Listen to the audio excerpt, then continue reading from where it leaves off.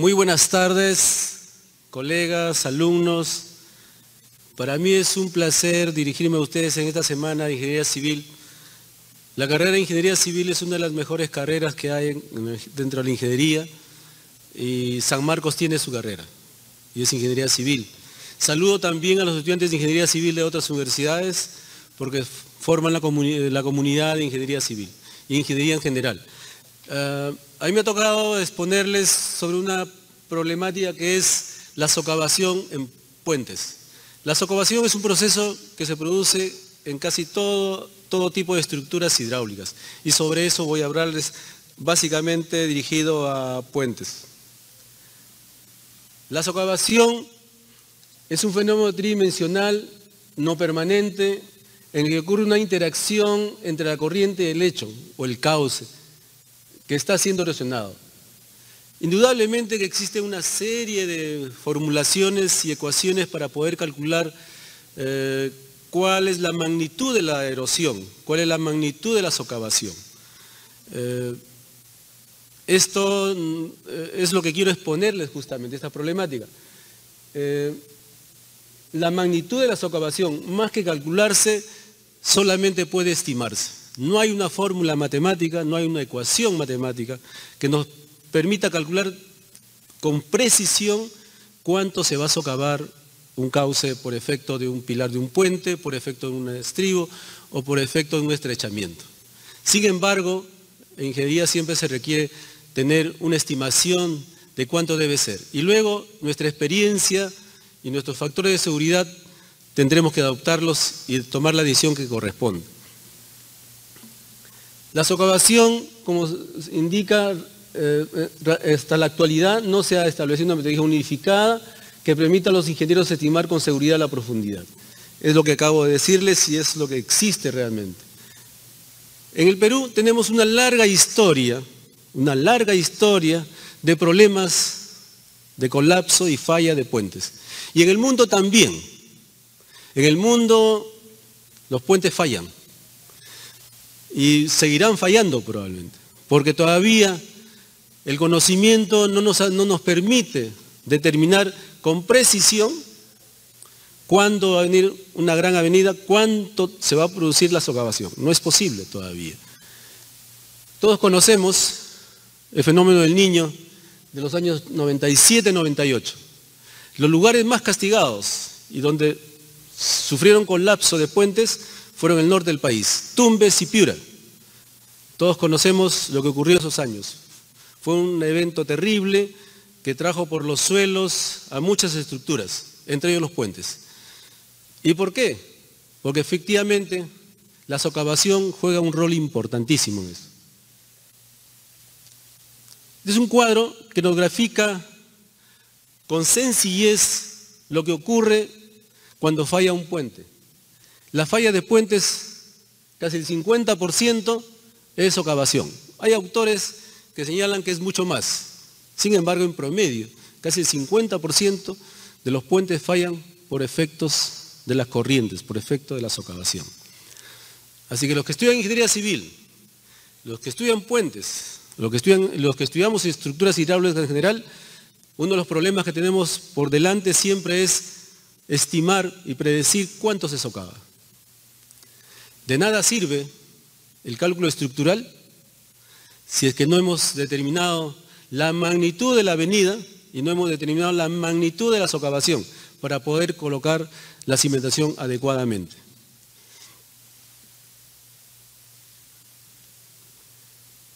Pero esto proviene de la erosión de suelo. La erosión es un proceso que siempre existe y siempre va a existir, por supuesto. La erosión en suelos de consecuencia constituye hoy en día uno de los problemas ambientales más graves a nivel mundial. Y eso ocurre siempre. Y la erosión no solamente se produce en los puentes, la erosión se produce en el mar y en todo tipo de ríos. ¿Cuándo se produce? La erosión se debe a la acción del agua. Cuando la velocidad del agua desarrolla un esfuerzo de corte, que es la tensión cortante que llamamos los ingenieros, dando lugar a una fuerza atractiva mayor a la necesaria para mover las partículas del suelo, la fuerza de resistencia del suelo. Debido a la acción del viento también es posible que se produzca erosión. Igualmente ocurre cuando el viento desarrolla un esfuerzo de corte mayor a la fuerza necesaria para mover una partícula del suelo, la fuerza resistiva del viento. Y ustedes pueden ver en estas figuras, pueden ver lo que ocurre o el efecto del agua sobre el terreno. Tipos de socavación. En general, los tipos de socavación es una formulación teórica, es una definición teórica. La naturaleza no conoce de definiciones teóricas, pero los ingenieros tratamos de dividirlo. Socavación general y socavación local. La socavación general puede ser a largo plazo y a corto plazo. La socavación local puede ser socavación por contracción, cuando se estrecha el cauce del río en forma natural o por efecto del hombre. La socavación en pilas o pilares de puentes y la socavación en los estribos. Eso es lo que nos interesa a nosotros, por ejemplo, en ingeniería civil. ¿Qué ocurre con los pilares de los puentes? Esto tiene que ver con una velocidad que se llama velocidad crítica, el inicio del movimiento de los sólidos. ¿Cuándo se inicia el movimiento de los sólidos? Tenemos que considerar que cualquier corriente produce movimiento, tiende a producir movimiento de los sólidos. Ver eso es complicado. Les voy a mostrar un video.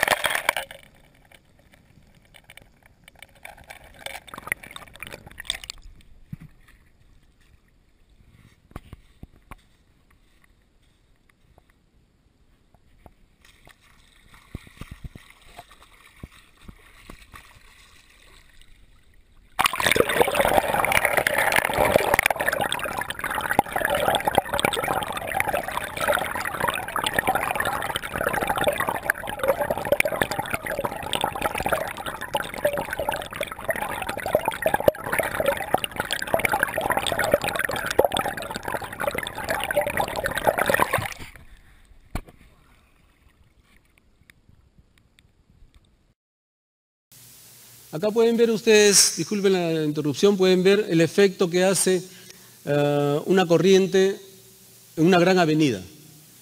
Estas son fotos de Lima. Muy bien, voy a hablarles entonces de la socavación general. La socavación general es una socavación instantánea del cauce de un río, producido por una avenida. Y tenemos una serie de formulaciones. Después voy a calcular, por supuesto, un ejemplo voy a hacer para calcular la socavación general. Pero pueden ver ustedes, por ejemplo, tenemos ecuaciones. Lifshitz-Lebedev, la ecuación general transitoria, la de masa, la del campo Ordóñez, Ney, y 10 más adicionales. Todas ellas nos permiten estimar la profundidad de socavación. Luego tenemos el otro tipo de socavación, local. La socavación local es la erosión del fondo del cauce cuando existe un obstáculo en la trayectoria del flujo, el cual induce la formación de vórtices que provocan la disminución del nivel de fondo. Existen varios métodos también al respecto. Es curioso, en 1965, un autor, Breuser, propuso que la profundidad de socavación era 1.4 veces el ancho del pilar del puente. Hoy en día sabemos que está entre 2 a 3 veces el ancho del pilar para una estimación muy rápida, por ejemplo. Quiere decir que si el ancho del pilar es 1,5 metros, estamos hablando de un poco más de 2 metros. Y si fuera 2 metros, estamos hablando de casi 3 metros. Y así varios autores. La socavación local o erosión local se produce en el lecho fluvial como consecuencia de los pilares y estribos. Se debe a que aparecen velocidades locales mucho mayores que la velocidad media de la corriente y a la generación de vórtices en diferentes direcciones del escurrimiento. ¿Quién lo dice? El doctor Arturo Rocha. Es un investigador muy conocido en el Perú, un referente en Latinoamérica. Luego tenemos la socavación por contracción o estrechamientos. Es la socavación producida por la reducción del ancho natural del cauce de un río, por alguna obstrucción natural o artificial. Y miren, ustedes pueden ver acá los métodos para calcular la socavación por contracción. Tenemos a Lorsen, a Lebedev, Stroh, Richardson, Komura y 5 más. No los pongo a todos porque son muchísimas fórmulas. Y se sigue investigando al respecto, por supuesto. Todas ellas calculan o estiman, predicen cuánto se va a socavar por contracción. Y viene la socavación en pilas de puentes, que es uno de los temas más interesantes y bastante estudiados. Es la socavación en la base del pilar de un puente, producido por vórtices y turbulencias generados por la obstrucción del mismo pilar que hacen, ¿no? ¿Cuántas ecuaciones tenemos? Miren, tenemos la Universidad Estatal de Colorado, esta es una de las más conocidas, está en los GEC 18, por ejemplo, ahí está, usa esta fórmula. Froelich también lo usa, Lorsen y así. Cantidad de fórmulas, todas ellas obtenidas para condiciones locales muy particulares. También los estribos de puentes tienen también su socavación. La socavación es la base de los estribos de un puente producido por los vórtices y turbulencias generados por la obstrucción. Por supuesto que al construir un estribo en el puente se obstruye el flujo y eso produce socavación. Acá tenemos las fórmulas, acá están las fórmulas, miren, Froelich, Antamor, el ruso, y así muchas más. Muy conocido es la primera, le he puesto la primera porque esa es la que usamos normalmente.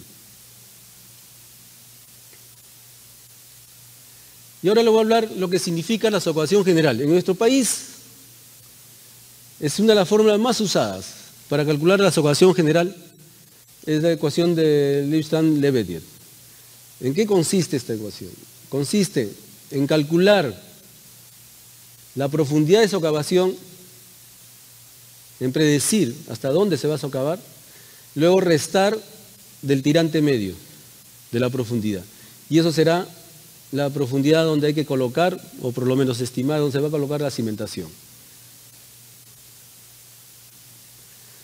Este método, propuesto por este autor, se basa en la condición de equilibrio entre la velocidad media del flujo y la velocidad media máxima necesaria para no erosionar el material del fondo. Ese es el criterio básico, establecer una condición de equilibrio. Y este método, para calcular la erosión o socavación general, está dividido para suelos no cohesivos, o suelos aluviales, o suelos granulares y suelos cohesivos.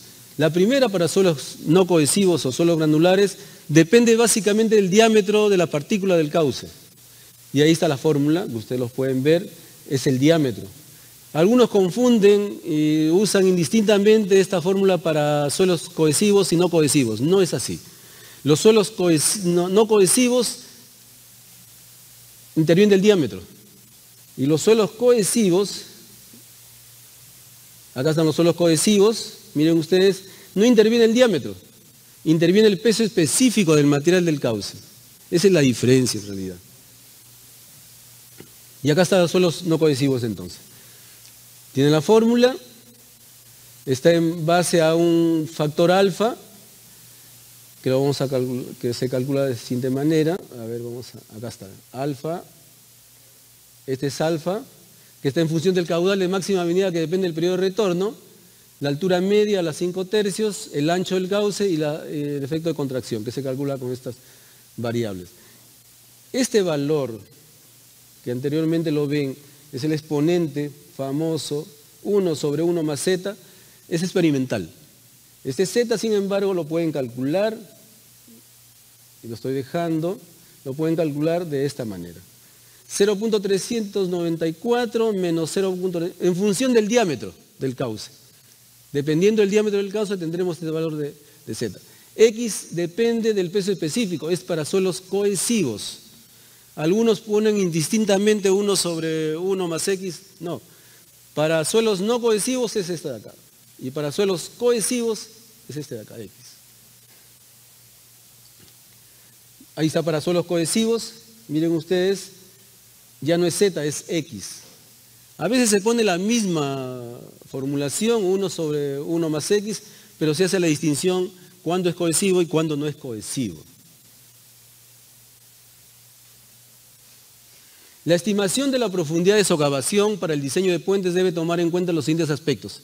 La socavación que ocurre independientemente de la presencia del puente como socavación general, la socavación en curvas y otras más. La socavación que ocurre en la sección del puente debido al estrechamiento del cauce por la presencia del puente y la socavación que ocurre en la zona de sus apoyos, socavación local en pilares y estribos rodeados por la corriente. La suma de todas las componentes uno debe considerarlos. Muy bien, ¿cómo se calcula la erosión en pilares de un puente? El método más utilizado en el mundo y que lo usan los programas, el software del GEC 18, por ejemplo, es de la Universidad Estatal de Colorado. Y es uno de los más utilizados. Lo usa el GEC-RAS, lo usa el GEC 18 también. Y se basa en esta forma. 2 veces K1, K1 depende de la forma de la sección transversal, K2, que es el ángulo de ataque de la corriente con respecto al pilar, K3, que es la condición del lecho del fondo, y K4, que es la probabilidad de que el lecho se pueda acorazar. El valor de A, que es el ancho del pilar, qué tan grande es, el valor de H1, que es la profundidad, y el número de flow. El flow de la corriente, aguas arriba del pilar. Esta ecuación fue expresada en forma más simple por el doctor Rocha, en su libro, está de esta manera. Sin embargo, acá están las ecuaciones, sin embargo, considerando que estos coeficientes se aproximan en general, siempre se aproximan al valor de 1, la diferencia es muy pequeña, el profesor Rocha dice, se puede simplificar aún mucho más y se obtiene esta de acá, que es muy útil cuando uno quiere calcular rápidamente la profundidad de socavación. Esta profundidad de socavación depende del diámetro del pilar, depende del tirante y de la velocidad media que exista. Bueno, acá ustedes pueden ver, es una figura muy conocida, qué es lo que ocurre cuando una corriente impacta o choca contra un pilar. Además de la fuerza que produce, esa fuerza misma produce un efecto erosivo y se va produciendo un gran hueco de erosión, ¿no? Una poza de erosión. Y la idea es calcular hasta dónde se va esa poza de erosión para poder colocar adecuadamente la cimentación. ¿Qué factores afectan la socavación en pila de puentes? Algo que nunca debemos olvidar. Los factores que afectan la socavación en pila de puentes son el ancho del pilar, eso es fundamental, la orientación del pilar, la forma del pilar, si es rectangular, si es cuadrado, si es cilíndrico, el caudal y velocidad del flujo, las propiedades del suelo del cauce, el lugar en donde se colocará la cimentación y todos los elementos que uno pueda colocar alrededor. A veces uno coloca defensas alrededor o enrocados. Pero esos factores uno debe tener presente cada vez que uno quiera calcular la profundidad de socavación. Otro método utilizado para calcular la profundidad de socavación en los pilares de puentes es el método de Froelich, que está en el GEC-RAS. Acá lo pueden ver de esta forma. Miren, depende del factor A, que es la proyección del ancho del pilar con dirección a la corriente, H1, que es la profundidad del flujo o hacia arriba del pilar, el FRO1 también, el diámetro, tamaño del material del cauce, y A, que es el ancho del pilar. Consideración práctica. Muchas veces Diversos autores, como Breuser, que es uno de los primeros que estudió esto, plantean estimar la socavación en pilas de puente considerando el ancho del pilar. La Universidad de Colorado, por ejemplo, recomienda valores máximos, donde A es el ancho del pilar, el ancho A.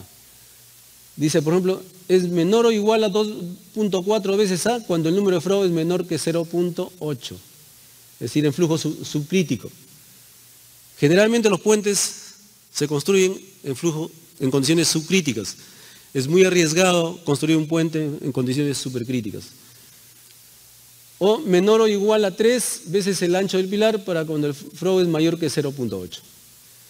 Como les decía, Breuser en 1990 propuso esto. Desde 1965 él estudiaba el tema de la socavación en pilares de puentes. Breuser es holandés en realidad.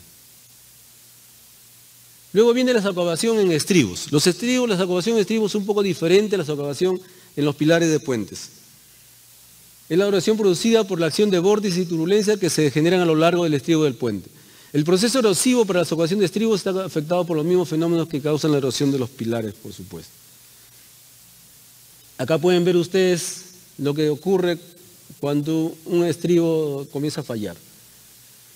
Las fórmulas desarrolladas para calcular la socavación de estribos son para experiencias en laboratorio. Muchas veces no hay verificación de campo. Y el problema es de que entre las fórmulas que tenemos no han sido verificadas en nuestro país. Es bastante difícil a veces de verificar, deberíamos hacerlo. El método de Froelich, por ejemplo, este método para el cálculo de la socavación de estribos, se basa en el análisis de regresión de datos de laboratorio para condiciones del lecho móvil.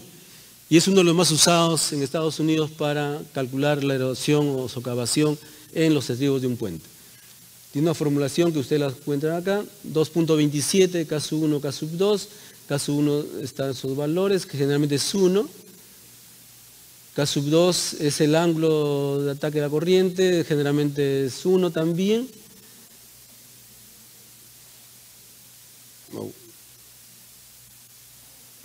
Y acá están los valores, ¿no? Muy bien. Hace unos 3 años, 4 años, se hizo una tesis de investigación en San Marcos para evaluar las diferentes fórmulas de socavación en puentes. Y producto de este trabajo tenemos, por ejemplo, los siguientes resultados. Acá tenemos cómo se simula el puente Gambetta con el río Rímac, para obtener los valores típicos o las características hidráulicas y físicas del puente, y del cauce, por supuesto. Primero vamos a ver el río Marañón, un dato, por ejemplo. Tenemos el río Marañón para construir un puente con 2 pilares intermedios. Las características del río y cauce son 6.000 metros cúbicos por segundo, es un río muy grande, para un periodo de retorno de 100 años,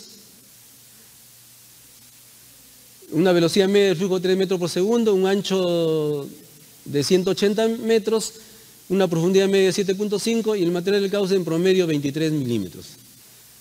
Determinar la socavación que se produciría en los pilares y los estribos cuando el diámetro del pilar proyectado es de 1.8 metros.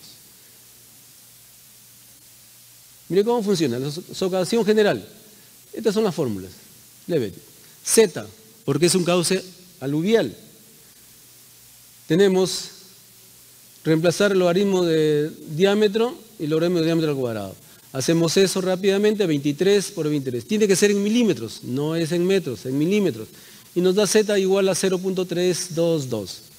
Calculamos 1 sobre 1 más Z, nos da este valor. Beta, que depende del periodo de retorno, también se calcula. Acá está el periodo de retorno. 100 años. Calculamos alfa, que es el caudal entre el tirante medio a las 5 tercios, el ancho 180 por el coeficiente de contracción, que es 0.99. Generalmente esto es 1, no nos hagamos problemas. Y sale 1.1716. Reemplazamos todos estos valores en esta fórmula de socavación y vamos a obtener 9.95 metros de profundidad de socavación. Pero es toda esta profundidad, por si acaso. A eso hay que restarle el tirante medio, que era 7.5. Quiere decir que la profundidad de socavación estimada es 2.45 metros. Se estima 2.45 metros. Pero, ahí viene, consideramos 2.45, 2.50, viene la experiencia del ingeniero y considerando las características de la zona. Normalmente se aumenta 1 a 2 metros adicionales por seguridad. Y en este caso 4.5. Yo por lo menos estimaría 4.5 metros. Y siempre se hace así. ¿Qué pasa con el pilar?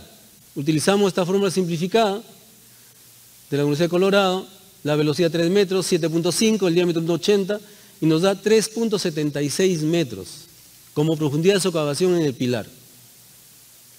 El resultado debe ser evaluado por un especialista de acuerdo al cauce y características de la zona. Como regla general se recomienda aplicar un factor de seguridad de 1.5 y nos daría 5.64 metros. Pero con esto ya tenemos una idea de cuánto socava en el pilar. Sumamos ambas socavaciones y el pilar tendría una socavación potencial de 10 metros. Estamos hablando del río Marañón, por si acaso, no es cualquier río. Miren la cantidad, el valor de la socavación. Porque si no hacemos eso, ocurre esto justamente, ¿no? La falla. Luego el río Rímac es mucho más cercano a todos nosotros, ¿no? En la tesis de Carlos Flores se analizó la profundidad del puente Gambetta. ¿Cuánto es el periodo de retorno? El periodo de retorno 500 años. Para 500 años 458 metros cúbicos por segundo. La velocidad media 2.57 fue calculado, el ancho en el puente Gambetta 58 metros, la profundidad media 2.74 metros y el material del cauce 23.8 milímetros promedio. Están las características, perímetro mojado, el radio hidráulico, el ancho del pilar 1.8 metros, 1.5 la longitud del estribo proyectado, igual, determinar la profundidad de socavación en el pilar y los estribos. Miren qué ocurre si aplicamos las fórmulas. Primero la socavación general, las mismas fórmulas, caudal 458, periodo de retorno 500 años, el Z como 23.8 el diámetro del sedimento, 0.32. El beta con el periodo de retorno, logaritmo de 500, nos da 1.055. Calculamos alfa y nos da 2.293. Reemplazamos en esta fórmula alfa por la altura 2.74 a 5 tercios entre 0.68 veces beta por el diámetro. El diámetro es 23.8, tiene que estar en milímetros. Algunos tienden a ponerlo en metros, no, la fórmula es adimensional, en milímetros, a la 0.28. Y nos da una socavación de 4.39. Estos 4.39 hay que restarle de la profundidad del flujo, 2.74, sale 1.65. Y eso fue lo que se dio como resultado en la tesis de Carlos Flores. En general, la profundidad de socavación se estima en esa parte de 2 metros. La socavación en el pilar, igual a la fórmula de Colorado, el diámetro del pilar, 1.8, el dirante 2.74, la velocidad media 2.57, calculada con el eje de RAS. Reemplazamos los datos, nos da 3.07 metros. Estamos hablando de 3 metros, como profundidad potencial de socavación. Obviamente esta profundidad es la fórmula. Uno como ingeniero tiene que poner su propio rango de seguridad. Aplicamos 1.5 y tenemos 4.5 metros de profundidad de socavación en el pilar del puente.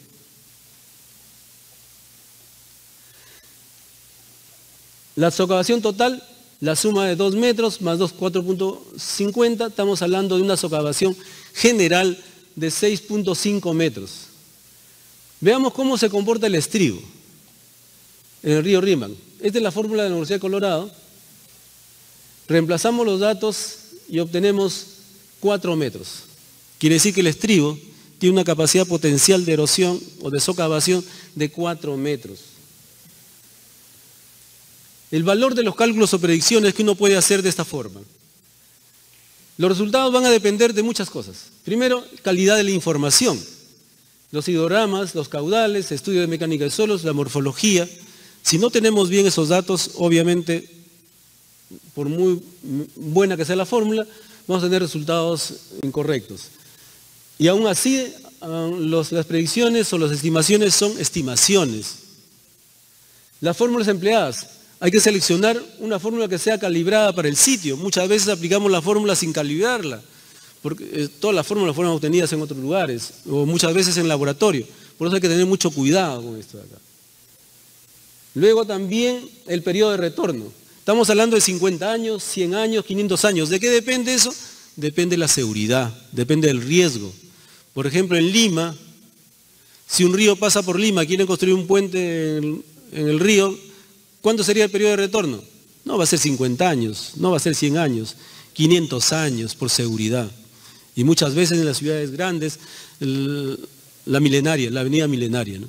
Pero 500 años como mínimo se debe considerar. Otras variables, tipos de socavación, situaciones críticas supuestas, etc. Para terminar, quiero hablarles que la socavación no solamente es inherente a un puente, la socavación también ocurre en muchos otros lugares. Y en el mar, por ejemplo, tenemos también nosotros problemas de socavación. Cuando uno construye un rompeolas, que es parte de la ingeniería civil, miren un rompeolas de esta forma, lo que ocurre es, si la corriente viene en esta dirección, acá se detiene y se hace un cambio de todo el patrón de corrientes. En un río, por ejemplo, cuando van en esa parte se produce sedimentación y en esta parte se produce erosión. Quiere decir que la naturaleza siempre está en constante movimiento. Acá vemos un derrumbe clásico. Luego hay otro fenómeno. Miren, este es en el mar. Si uno coloca un rompeolas paralelo a la costa, las olas vienen en esta dirección. Al venir en esta dirección chocan con este rompeolas y acá se produce una sombra. ¿Qué quiere decir? Que las velocidades del agua acá disminuyen porque está protegido por este rompeolas. Y al disminuir la velocidad del agua, los sedimentos comienzan a decantar y se produce sedimentación. Siempre que se forman estos rompeolas paralelos a la costa, se va a producir siempre sedimentación. Y hacia el norte, erosión.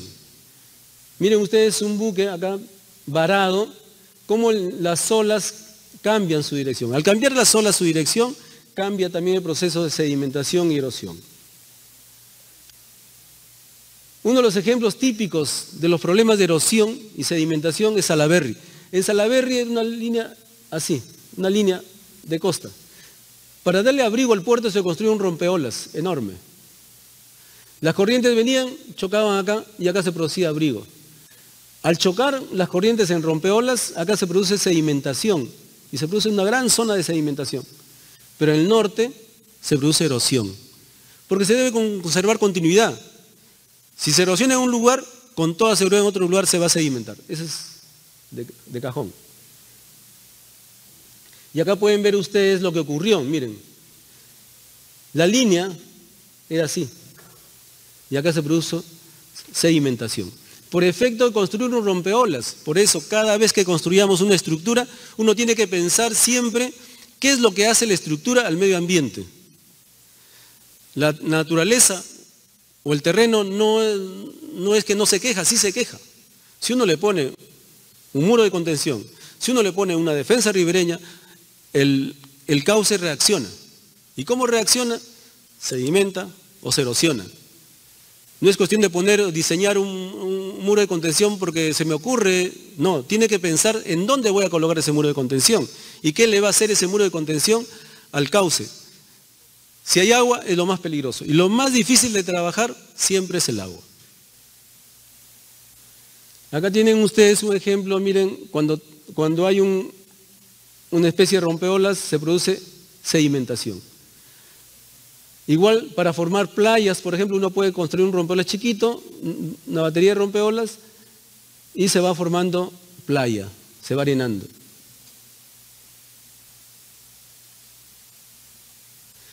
Muy bien, yo he querido presentarles una visión rápida de lo que ocurre con el agua en un cauce. ¿Y qué es lo que ocurre cuando uno coloca un puente con estribos, con pilares y siempre hay modificaciones? Hay muchas fórmulas. Las memorias de cálculos de los expedientes usan estas fórmulas. Yo también las he usado. Pero recuerden que estas fórmulas son hechas generalmente para agua limpia porque fueron obtenidas muchas de ellas en laboratorio. Y en laboratorio es agua limpia. Uno tiene que calibrarlas, uno tiene que mensurarlas, medirlas y tener cuidado con todo eso. Muy bien, eso quería presentarles. Muchísimas gracias por su atención.